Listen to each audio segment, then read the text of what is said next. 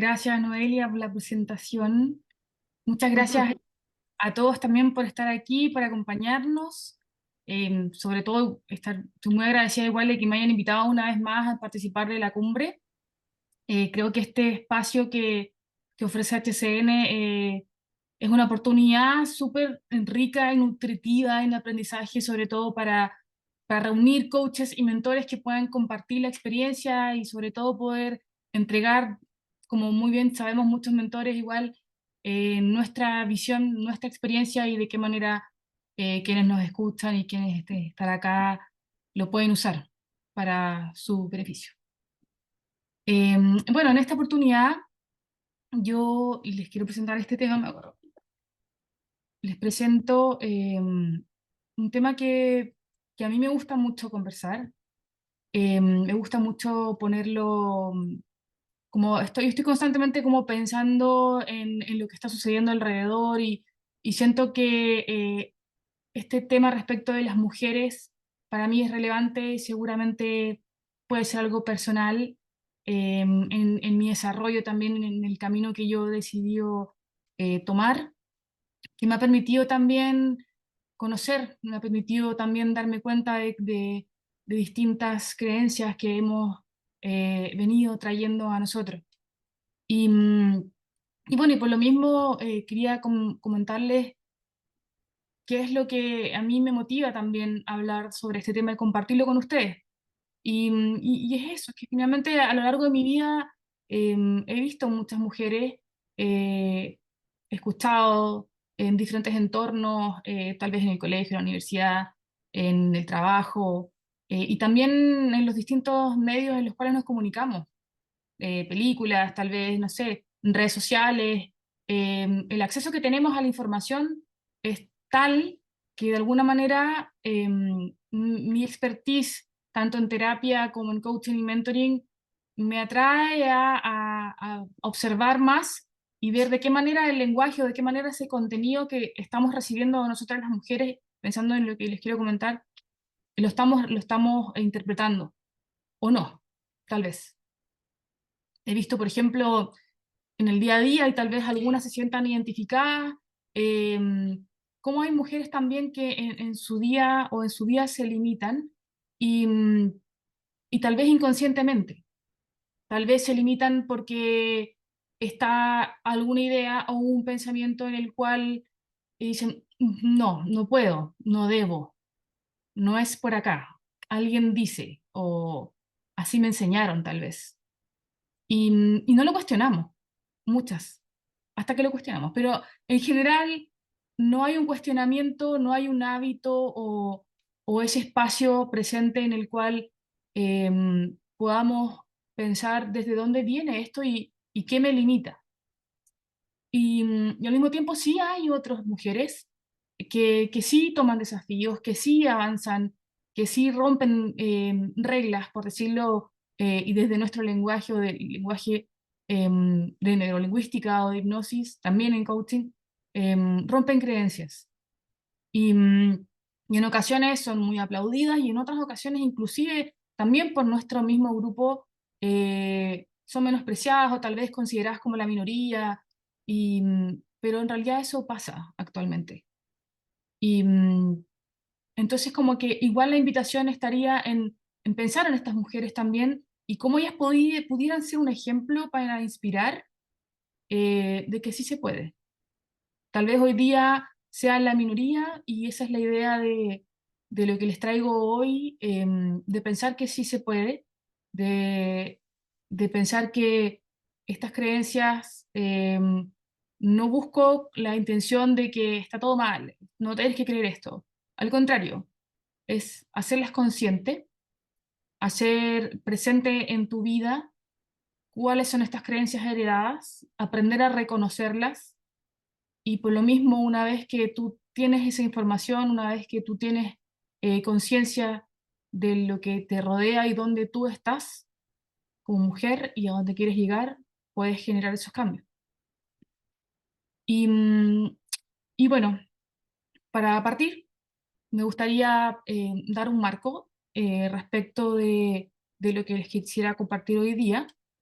Y bueno, primero me gustaría hablar rápidamente de lo que son las creencias, qué significan y como para ir abordando estos temas. También mostrarles algunas posibles variables que yo considero en lo que yo he estudiado, en lo que yo he observado y parte de mi experiencia y lo que también, como les digo, he buscado en documentos y en publicaciones también de mujeres, de cuáles podrían ser estas variables que están presentes en estas creencias heredadas, cómo conectamos esas variables también con Buca y de qué manera podemos navegar estas creencias heredadas a través de Buca también. La orientación entonces de mi tema tiene relación con eso, de que es algo que es real, algo que existe y de qué manera pudiéramos entonces avanzar a conseguir aquello que queremos. Y no sé si tienen una idea más o menos de lo que es una creencia. Tal vez sí, seguro mm, es algo algo simple, como yo creo en esto. Yo creo que si, no sé, distintos dichos de repente, si me levanto más temprano, rindo más. Yo creo que si lo hago de esta forma, funciona. Y así vamos creando distintas ideas. Y estas ideas se arraigan en nuestra mente. En el momento en que esa idea funciona, ya sea positivo o tenga el impacto que tenga, pero es congruente con esa idea, entonces la tomamos como algo real, lo tomamos como algo verdadero y por lo tanto pasa mucho que estas creencias que comienzan a arraigarse en nuestra mente ya empiezan a formar, a jugar un papel, un rol en nuestras vidas en que nos dirigen, en que es la manera en que tomamos decisiones, es la manera en que cambiamos de rumbo, la forma que nos identificamos inclusive muchas veces. Esas creencias nos representan, entonces, hasta que dejan de funcionar. Y cuando dejan de funcionar, empiezan los cuestionamientos. Pero no todas tienen esa visión, no todas eh, toman la conciencia de que es una creencia que no funciona y que se puede cambiar. Entonces, viéndolo, dando como un ejemplo igual, eh, es como, por ejemplo, que en algún momento de tu vida aprendiste algo, es como una aplicación, por ejemplo. Instalas una aplicación en el celular, acá te instalas una aplicación en tu mente y la echas a correr.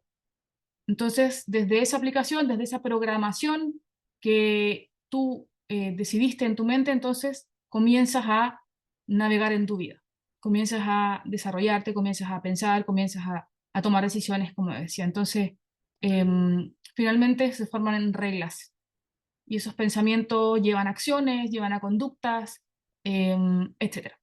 Entonces, basándonos en eso, en que las creencias son estas ideas que nosotros definimos y que muchas veces también estas mismas ideas nos enseñaron en algún punto de nuestras vidas.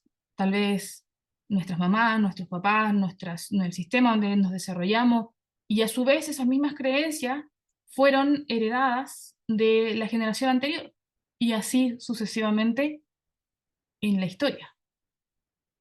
Entonces, si lo vemos como una regla, tal vez cuando se escucha este dicho que dice creer es poder, eh, tal vez tiene realmente un impacto en ese lenguaje bastante potente si realmente tú lo llevas y lo conviertes en parte de ti.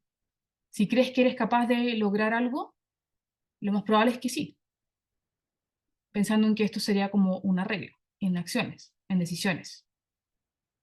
Entonces, dicho esto, ¿cuáles serían, por ejemplo, las variables que yo considero que estarían presentes en estas creencias heredadas? Y seguro algunas que lo comparten, otras no. Estos son genéricamente hablando, cuáles serían las que pudieran estar presentes.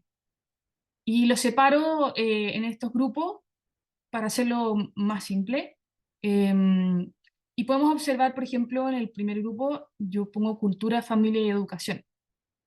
Y me refiero a cultura, por ejemplo, en el lugar donde tú te desarrollas. Tal vez es la ciudad o el país, en tu entorno, en donde existen tal vez costumbres, ritos, eh, hay ciertas culturas, pensamientos, ideologías que te van formando y te van mostrando también estas creencias y tú las vas adoptando, tal vez no. Lo mismo estas creencias de la familia, de la educación, cuando te dicen dónde tienes que estudiar, porque en esta familia estudiamos, no sé, ingeniería, o en esta familia tenemos negocios de familia, etcétera, etcétera. Y así van comenzando estas creencias a mantenerse en el tiempo hasta que dejan de ser congruentes. En el trabajo también, por ejemplo, cuando las mujeres recién comenzaron en la historia a ingresar a la fuerza laboral, pasó ahí. Primer punto de evolución también respecto del rol de la mujer. Nuevamente la familia presente, y más allá de la familia con la cual uno creció, sino el concepto de familia que en algún punto también de nuestras vidas nos dijeron cómo debiera ser. Tal vez una familia heterosexual, tal vez una familia compuesta como decía, hombre y mujer, niños, y eso es algo que ha ido creciendo con nosotros en el debiera ser. El cuidado de los hijos también. Hay muchas creencias heredadas. Comúnmente, y no digo normal, que muchas veces se dice como es normal, y creo que igual normal es una palabra que hoy en día, eh, ¿cómo la defines? Por lo tanto, me prefiero usar común. Entonces, es común que la decisión del cuidado de los hijos esté en el rol de la mujer. O no necesariamente los hijos, tal vez un familiar, tal vez otra persona del círculo. Y eso es lo común, eso es lo que debiera ser. ¿Qué pasa también como variable respecto del amor, de la sexualidad? Te dicen también a quién tienes que amar, a quién no tienes que amar, etcétera, etcétera. Y participación laboral, ¿cuál es el rol de la mujer? Tal vez puede ser la mujer o no proveedor. ¿Qué pasa con las diferencias salariales? ¿Qué pasa con el acceso al liderazgo? Hoy en día sabemos que es la minoría de las mujeres que han asumido roles de liderazgo políticos importantes, no solo en Latinoamérica, sino también en distintos países del mundo. Y también pongo separado la religión, no porque sea algo menor, al contrario, creo que la religión, al menos en Latinoamérica, más del 70% de las personas en Latinoamérica tienen una religión y se consideran tal vez cristianos, evangélicos, católicos y otras religiones. Y una minoría tal vez tenga, no se sienta identificada con una religión en Latinoamérica. Y hemos visto cómo la religión juega un papel muy importante en estas variables que les presento, en la cultura, en la familia, en la educación, en el trabajo. Hay ahí muchas normas, reglas y creencias que están ligadas a la religión. Y la intención, como yo les comentaba en un principio, no es decir que está bien o que está mal, al contrario, es explorar, es conocer, es tener información y saber desde dónde viene esto, dónde venimos cada uno, en el sentido de nuestra identidad, de nuestras creencias, de nuestros valores. Y, y cómo conectamos esto con VUCA. Y bueno, los que estuvieron al principio de la charla de Paul y Ricardo, que explicaron muy bien el concepto de VUCA. Y, y bueno, me alegra que compartamos lo mismo, en el sentido de que yo también creo que VUCA es un concepto que podemos traer hoy día al presente, pero desde el punto de vista de la evolución del rol de la mujer, ha sido algo que se ha venido viviendo desde muchos años atrás. Em, Seguramente estas variables que yo les presento ahora son genéricas y hace, no sé, 100 años atrás, cuando en 1920, cuando ya está el voto, el sufragio de la mujer presente en Estados Unidos y luego esto se amplía a distintas partes del mundo, em, tenían un significado distinto al hoy, o tal vez no. Pero en definitiva, hay distintos hitos en la historia de la evolución de la mujer que sí conectan con Buca hace 100 años atrás. Y estuve haciendo una investigación sobre algunos hitos históricos relacionados, por supuesto, con las mujeres que se relacionan con la volatilidad como parte de Buca, que tiene que ver con el cambio en los roles.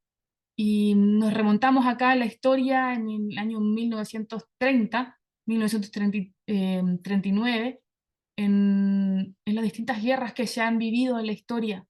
Por ejemplo, en la Segunda Guerra Mundial, en ese momento fue que las mujeres, en vista de que los hombres tuvieron que ir a la guerra, en ausencia de ellos porque estaban combatiendo, entonces fueron las mujeres las que salieron entonces a trabajar a fábricas, a industrias, enfermeras, etcétera. Cuando antes el rol de la mujer en lo laboral era el mínimo. Y en esta oportunidad entonces resulta que las mujeres salieron y empezaron a recibir no solo una posición tal vez minorista en el campo laboral, sino además comenzaron a recibir ingresos. Y más allá de lo que significa ganar dinero, esto es lo que se comienza a suceder en la mente de, de la sociedad respecto de que las mujeres comienzan a entrar a compartir tal vez un rol que se pensaba en esos entonces que era solo del hombre. Y también en distintas otras épocas, por ejemplo, en México, la Revolución Mexicana también sucedió lo mismo en 1910, 1920, lo mismo, activistas, hombres salen a la guerra, mujeres entran a la fuerza laboral. Y así podemos encontrar distintas hitos o hechos donde han habido estos cambios volátiles e inesperados, tal vez, respecto de cómo la mujer comienza a ingresar a la fuerza laboral. Si lo conectamos con incertidumbre y también avanzamos un poco más en la historia, eh, el granito importante respecto de la mujer comienza a votar. Esta historia yo creo que muchos ya la conocen y es parte también de lo que hemos vivido, pero mi punto es como esto existió, esto sucedió y se conecta también con Buca en esta parte de la incertidumbre, porque una vez que la mujer ya comienza a tener este rol y esta participación además en la política, además de poder tener derecho a votar, comienza a hacerse presente aún más en los derechos, pero aún así todavía sigue esta lucha importante por la igualdad de género, que sabemos que aún existe. Hace 100 años atrás que esto ya comenzó. Han pasado 100 años y todavía está presente. Por ejemplo, seguimos viendo respecto de complejidad, nuevamente, los roles. Y me he encontrado a medida que yo iba buscando estos hitos para compartirlo con ustedes, me fui dando cuenta que en definitiva estos hitos estaban directamente relacionados con el rol. Y si hablamos de rol, hablamos de quién soy. Y ahí estaba este buca presente respecto de esta evolución del quién soy como mujer, porque no se sabía, a pesar de que había una lucha por la igualdad de oportunidades, por la igualdad de género, aún no se sabía o se identificaba claramente este rol. Y comienza entonces esta complejidad cuando inician los primeros, ya las segundas olas de feminismo de la década de los 60, eh, donde la mujer entra con fuerza a enfrentarse tal vez o hacerse presente en, con su voz de voto, con sus diferencias raciales, con sus diferencias de clase social, y busca entonces aún la igualdad que no existe todavía, o tal vez sí en ciertas partes. Y si lo vemos desde el punto de vista de la ambigüedad, podemos llegar a tiempos de hoy, donde la identidad de género, los derechos transgéneros, el derecho a la toma de decisiones respecto de cada identidad de persona, sigue ahora más latente. Entonces, si vemos la historia, mi punto con esto es mostrar que efectivamente el concepto de buca se ha vivido a través de la historia de la evolución del rol de la mujer. Y, y es algo que ha ido muy lento. Y, y en función de eso, me preguntaba, claro, esto va lento, va cambiando, lo bueno es que va cambiando, lo bueno es que eh, hay un afán, hay una necesidad, está ¿cómo decir? La curiosidad tal vez, o las ganas, el ímpetu de que las cosas mejoren y vayan cambiando, pero va lento, se mueve. Entonces, em, comencé a buscar más información y en función de eso, eh, ¿cómo podemos nosotros como mujeres navegar a través de estas creencias que ya en algunas ocasiones pudiéramos decir limitantes, o tal vez creencias que son heredadas y que ya algunas ya no es tan congruente con este paso del tiempo, si aún están ahí? Y, y me gustaría, no sé si han tenido la oportunidad o tuvieron la oportunidad fue publicado hace una semana atrás más o menos, a Claudia Goldin, que fue la segunda mujer que se ganó el Premio Nobel de Economía. Y cuando salió este reportaje, yo lo fui a leer y y me di cuenta que en definitiva ella se gana el Premio Nobel por una publicación que hizo en el año 1990, un libro que se llama Las brechas salariales, la brecha económica de las mujeres. Y en su investigación, ella menciona varios hitos eh, que se relacionan y al menos yo me doy cuenta que se conectan mucho con lo que yo les he estado comentando ahora y me puse súper contenta porque en definitiva fue como, oh, wow, esto es real. Eh, Ella, por ejemplo, y cito acá, tengo un texto que dice, su investigación revela las causas del cambio y las principales fuentes de la brecha del género restante. Ella dice, si tienes hijos pequeños o responsabilidades familiares, alguien tiene que quedarse en casa de guardia, aunque tenga un trabajo de jornada completa. Y la persona de guardia asumirá una posición más flexible y menos exigente y por consiguiente una retribución menor. Y habla de que las mujeres suelen ser las que se quedan en guardia en casa. Esta investigación que Claudia Goldin hizo está basada en 200 años de historia, principalmente en Estados Unidos, pero si se fijan no es tan distinto tampoco a lo que hemos estado viendo en Latinoamérica. Y lo que más me llamó la atención y me gustó mucho, eh, que no habla ella en ese sentido de que nuevamente que esto está mal, que esto está incorrecto, sino que acepta esto como historia, acepta esto como dato de información de lo cual se puede aprender. Em, Acepta que no solo son las creencias, no solo son no es solo el sistema donde nosotros nos desarrollamos ni la cultura, sino que tiene que ver mucho con las decisiones. A menudo, a menudo nosotras, las mujeres, tomamos decisiones de acuerdo a ejemplos que hemos visto en nuestra infancia, en primera infancia, de las personas que nos han rodeado, que nos han generado un impacto. Entonces, Claudia Goldin dice en su investigación que las niñas toman decisiones respecto de su trabajo en el futuro en función de lo que sus madres hicieron. Y si en una oportunidad o en algún ejemplo la madre decide, por ejemplo, volver a retomar su trabajo después de que los hijos crezcan, lo más probable es que las hijas mujeres tomen esa misma decisión. Por lo tanto, ralentiza entonces este proceso evolutivo. Y otras no, estos son ejemplos. Entonces, claro, ahí empezamos a darnos cuenta, o al menos yo me empiezo a dar cuenta que esta es una herencia que vamos trayendo de tiempo y tiempo atrás. Pensemos que estas conclusiones que ella está trayendo son de 200 años de historia. Y yo los hitos que le mostré era de hace 100 años. Entonces, nuevamente, finalmente, las diferencias salariales, las diferencias del mercado laboral según Golding respecto de la mujer, no eran solamente económicas y sociales, sino que tomadas de las decisiones que cada mujer eh, aceptaba o tomaba, en definitiva. Entonces,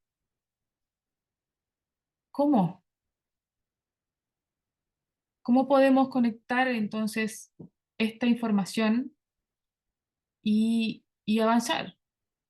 ¿De qué manera las mujeres pudieran tener conciencia de dónde están, desde dónde pueden comenzar a comprender quiénes son y poder acercarse más a quien quieren ser? Y, y desde ahí, por supuesto, lo conecto con mentoring. En vista de que mentoring, como muchos de los que estamos acá, mentores profesionales, sabemos que mentoring lo que busca principalmente es desarrollar el pensamiento de su mentí a través de preguntas. Y para quienes no lo sepan, también les comento.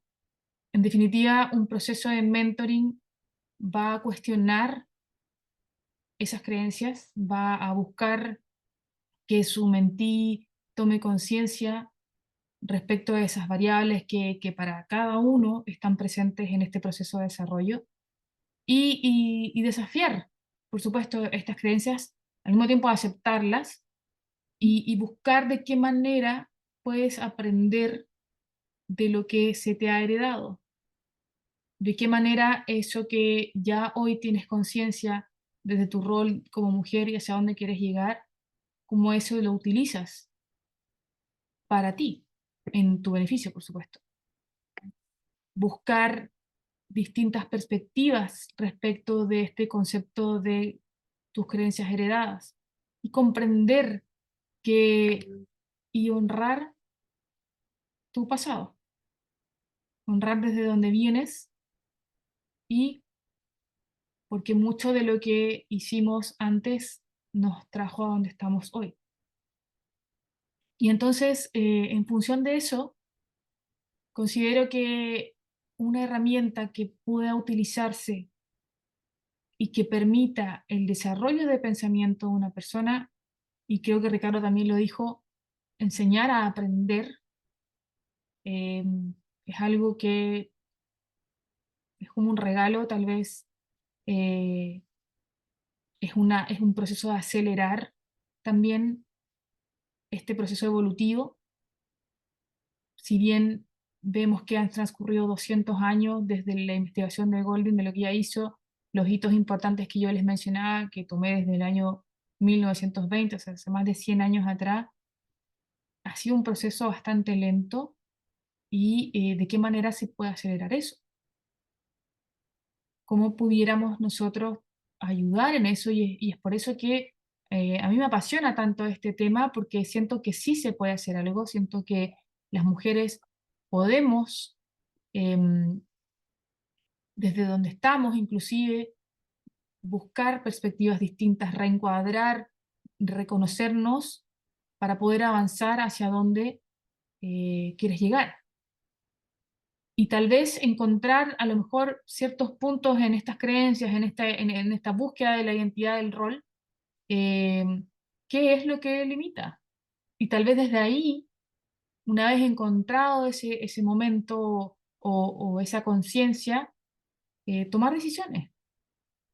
Y las decisiones van a ser siempre desde la posición de cada uno. Y para tomar estas decisiones, la idea es que a través de este proceso de mentoring se puedan tomar más rápidas, se puedan tomar de manera de considerar estas variables como las que vi como ejemplo o las que cada persona pueda considerar y hacerlo más rápido. En- Tal vez en un proceso evolutivo que va a pasar igual, eh, de aquí a 100 años más lo podamos acelerar a menos, no lo sé. O tal vez marcar y hacer la diferencia y aumentar esa minoría, que después que sea menos de menos. Y acá les quiero mostrar algunos ejemplos de cómo pudiéramos aplicar mentoring de acuerdo a Buca.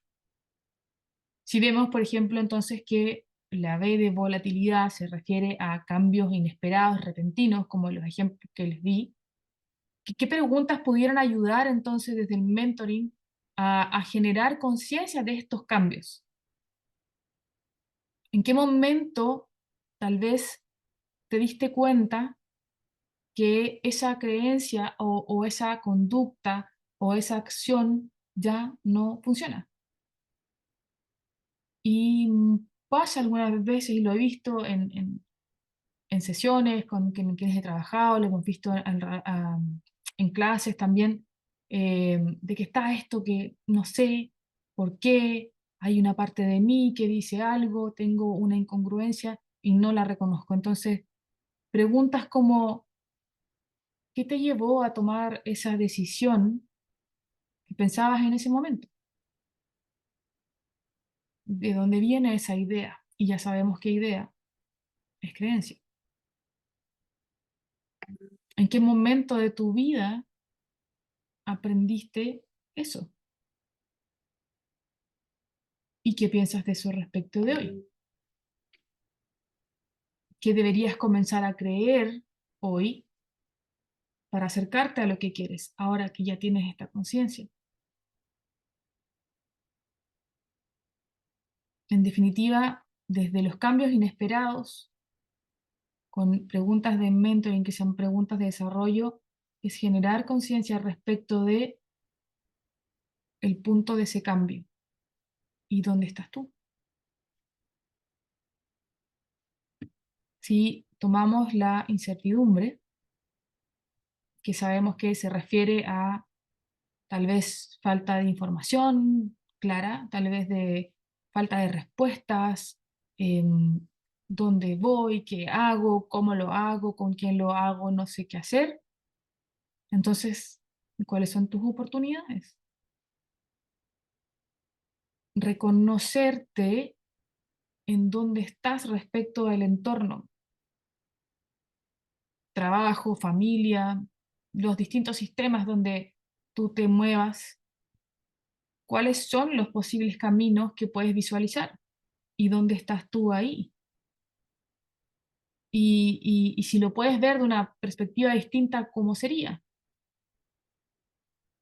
Incluso, ¿qué crees tú que piensan los demás sobre esto de que tú te estás dando cuenta? Y más que solo, no quiero decir con eso como que basémonos en la opinión del resto, sino que ese pensamiento de qué crees tú que piensan los demás viene desde ti. Y cómo es que eso te puede ayudar? Y si se fijan, son preguntas que también están basadas en explorar creencias. ¿Qué crees? ¿Qué deberías comenzar a creer? ¿Qué necesitas? Finalmente, es buscar conciencia, es buscar información cuando hay incertidumbre. Porque si hay incertidumbre es porque reconoces que hay algo que falta. Por lo tanto, hay algo que es. Si vemos en complejidad y lo llevo acá y lo conecto con el rol, en la complejidad, como vimos en los ejemplos, tenía mucho que ver con la identidad respecto de las expectativas culturales, de las expectativas sociales, políticas, de la igualdad de oportunidades, igualdad de género. Entonces, hoy en día, la complejidad respecto del rol de la mujer es muy latente y desde lo que he investigado y he visto, está conectado con estas herencias, estas creencias heredadas. Y, y acá entonces entraríamos a preguntar sobre quién eres, quién quieres ser. Y desde ahí, que no es una pregunta tan simple de contestar, seguro, ¿cuáles son los valores que se conectan ahí, que te identifican como persona? Y sobre eso mismo, ¿cuáles son tus creencias? ¿Y cómo lo conectas? Y desde ahí llegas a tu ser. Y está también la habilidad del mentor en utilizar tal vez preguntas desde el hacer, desde el coaching o desde la conducta para ayudar a apalancar a llegar al ser. Y es entonces que a raíz de identificar y tomar conciencia de tu rol y de quién quieres ser, viene la consecuencia de la conducta y de las decisiones. Y tomando entonces la ambigüedad, que se refiere a situaciones nuevamente que no están claras, situaciones que son difíciles de interpretar, tal vez, eh, cuando estamos en situaciones en las cuales no sabemos qué camino tomar, no sabemos a dónde dirigirnos, qué está bien o qué está mal, qué tienes que hacer, qué no tienes o debes hacer. Ese uso del lenguaje viene de creencias, el deber ser. Y, y y esto ha sido algo constante también en la historia de las mujeres. Y por eso que desde ahí preguntas como que tienes que comenzar a creer de ti misma, que tienes que, como pongo ahí, que tienes que comenzar a comprender, qué te gustaría saber, qué cosas no están claras. Porque eso es lo que más me gusta igual del mentoring. Em, no hay bueno ni malo. Eh, podemos hablar de lo negativo, porque en definitiva es un significado que le estamos dando a, a esa idea. Y, y la idea es explorarlo, la idea es verlo desde más arriba y no tomarlo como algo negativo ni algo positivo, sino qué significa. Entonces, cuando las cosas no estén claras para ti, ¿qué es lo que te limita de eso? ¿Cómo sabes que eso es así? ¿Con qué lo conectas? ¿Es fracaso? ¿Es éxito? ¿Y qué significa ambos conceptos? En definitiva, a través del mentoring podemos utilizar esta herramienta para las mujeres, finalmente, como decía Claudia Golding, en darles conciencia en sus decisiones. Y desde lo que yo les traigo, tomar conciencia de estas variables que están presentes en estas decisiones, que vienen antes de tomar las decisiones, informarse, tener nuevamente esa conciencia de cómo estas variables influyen en nuestro rol, en nuestro ser y de qué manera queremos avanzar con eso y cómo podemos generar cambios frente a eso y en función de eso decidir y decidir con conciencia, decidir con información. Hoy día, eh, como veíamos, el mundo está cambiando, lento, pero cambia. Por lo tanto, hay ciertas posturas, decirlo tal vez, como hablábamos, por ejemplo, en el rol de la mujer en el trabajo, tal vez hoy día, no lo sé, tomar el rol de liderazgo político o liderazgo de una multinacional, tal vez aún no es compatible, por dar un ejemplo, con el tipo de maternidad o de cuidado familiar que te gustaría tener. Cuestiónalo o obsérvalo. Tal vez el día de mañana, si quisieras tienes definido cuál es el rol de mujer que tú quieres tener en tu concepto de núcleo familiar y a lo mejor hoy día no es compatible con otras decisiones. ¿Y cómo lo puedes hacer distinto? ¿O qué necesitas comprender de eso, tal vez?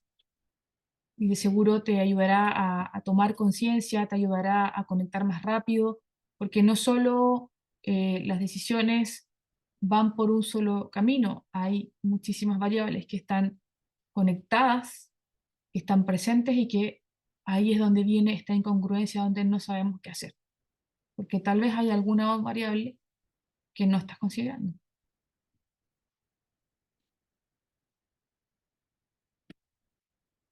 Preguntas de ustedes, el público.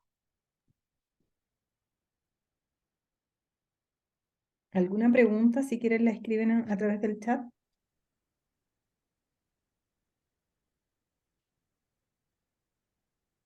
Y muchísimas gracias por su atención. Acá hay una pregunta. ¿Ok? Dice, ¿qué opinas tú sobre el rol de la mujer dentro de la organización y como líder y que decide no ser madre? Bueno, yo creo que, como comentaba, son decisiones de cada persona y no es algo bueno ni malo. Creo que una mujer que toma esa decisión está dentro de la minoría hoy en lo común y creo que sería súper interesante conocer las razones por las cuales toma esa decisión para aprender también de cómo lleva esa estructura de pensamiento a desafiar algo que viene arraigado de esta creencia del cuidado de los niños eh, tendiente hacia la mujer o de ser madre. Entonces, sería súper interesante aprender de esa estructura de pensamiento. Entonces, yo pienso que es completamente respetable y nuevamente, yo creo que precisamente es eso, es como aprender de eso. ¿Qué pasó que te llevó a tomar esa decisión? ¿Qué consideraste? Y, y netamente, nuevamente, es a conciencia, netamente es solo con el afán de expandir pensamiento, más allá de un juicio, eh, de una opinión. Gracias, Marisol. Mira, acá hay otra pregunta de Humberto. Hoy en Brasil las mujeres están asumiendo una posición de prestigio, aunque todavía hay un machismo arraigado en las empresas. ¿Cómo podemos apoyar a las mujeres como entrenadoras y mentoras? Claro. Yo creo que en ese, gracias Humberto por la pregunta, es bastante común. Y yo creo que sucede en Brasil y en muchos países de Latinoamérica, donde las mujeres asumen un rol protagonista en alguna organización. Entonces, si hay una cultura, como dices tú, asumiendo una posición de machismo, yo creo que acá va muy conectado con preguntas respecto de reconocer el entorno donde está. Y porque no es como que, ay, yo ahora yo pienso distinto y voy a sacar mi caballito de batalla y todo esto se va a acabar. No es tan así. Podemos hacer cambios de que dependan de nosotros. Por lo tanto, yo creo que mentoring en ese caso ayudaría a dar conciencia respecto de su rol en el entorno, desde hacia dónde quiere llegar ella con ese rol y los distintos roles que ella también representa en su sistema, tal vez si es pareja, si tiene familia o amistades, etcétera. Y desde ahí, desde esa conciencia, mostrarle, ayudarle a observar estas distintas perspectivas y ver qué camino le pudiera ayudar a ella a acercarse más a lo que quisiera, por supuesto, obtener o comprender respecto de esta cultura machista que tal vez ella no va a lograr cambiar en un principio, pero sí a lo mejor eh, reencuadrar. Y es como decirlo de alguna manera, jugar con las reglas del juego, reconocerlas.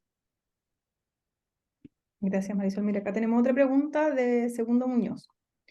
Como padre marcado también por un paradigma machista, ¿cómo puedo empujar la autoestima en mi hija, ya que a pesar de mi discurso hay actitudes y creencias genéticas que vienen en mí y que dificultan una congruencia total en mi forma de criarla? Claro.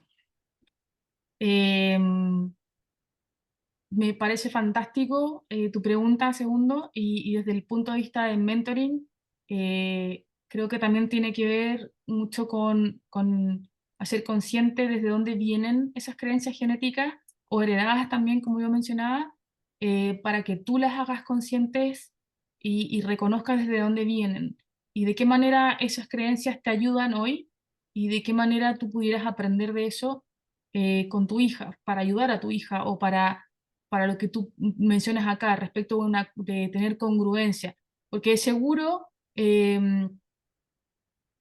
tu hija tiene mucho que enseñarte y mucho que nosotros como en de distintas generaciones tal vez, y asumo acá que son distintas generaciones, podemos aprender de. Entonces creo que cuestionándote desde ya lo que estás proponiendo acá me parece excelente porque eso, y se lo digo también a mis alumnos y mentís que he tenido ya, el hecho de cuestionar eh, es un tremendo avance puesto que el deseo de generar algo distinto está presente y por lo tanto tu mente te va a permitir, por supuesto, ampliar más esto y aceptar el desafío de un mentor, aceptar los cuestionamientos en función de darte conciencia y de reconocerte eh, de qué eh, rol de padre quisieras asumir o cómo quieres tú que tu hija te vea o cuál es el legado que a ti te gustaría dejar respecto de la educación de tu familia, de tus hijos. Gracias, Espero ayudar. Marisol. Ya, tenemos otra pregunta de María Josefina Infante. Y ella dice que el Ay, fin de semana vi un video en el que se decía que los valores eran creencias. Yo no lo había visto así, pero de cierta forma creo que sí. Igual hace ruido. ¿Son creencias? María Josefina Infante, alumna. Bien.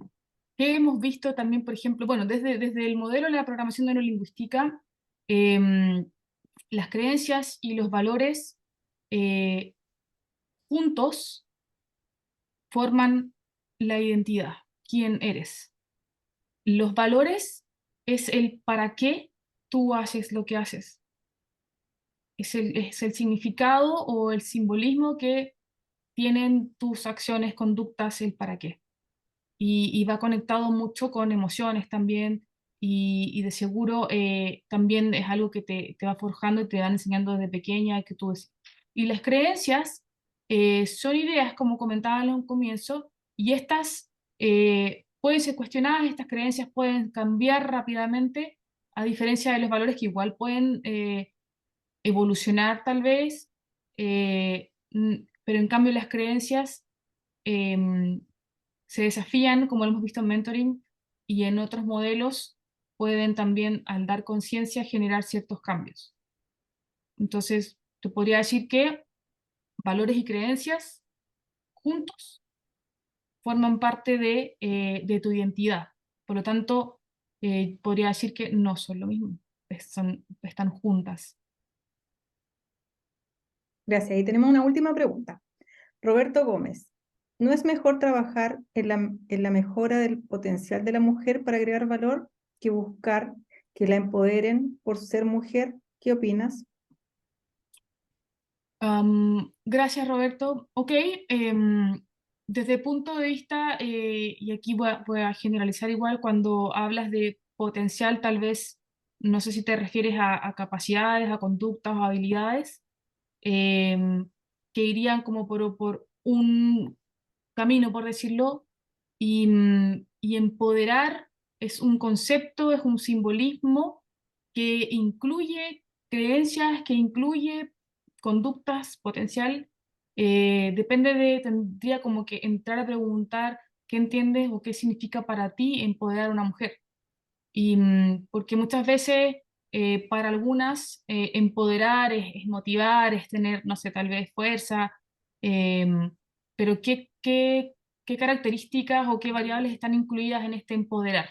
¿Cuál es el significado que le daría cada mujer a ese empoderamiento? Como te decía, a lo mejor incluye esto que es potenciar para agregar valor, pero también potenciar qué, potenciar sus capacidades está incluido en esto de empoderar desde mi perspectiva. Y, ¿cuál es la salvedad? Si tomo potencial como capacidades o habilidades, está eso en el trabajar la conducta. Y lo que hacemos a través de mentoring y mi invitación a las mujeres es trabajar el pensamiento, desarrollar tu pensamiento, ampliar esa capacidad de poder procesar más rápido y tomar mejores decisiones que finalmente te van a llevar a una conducta, te van a llevar a potenciarte y tal vez, de acuerdo al significado que le des, a empoderar. Gracias, Marisol. No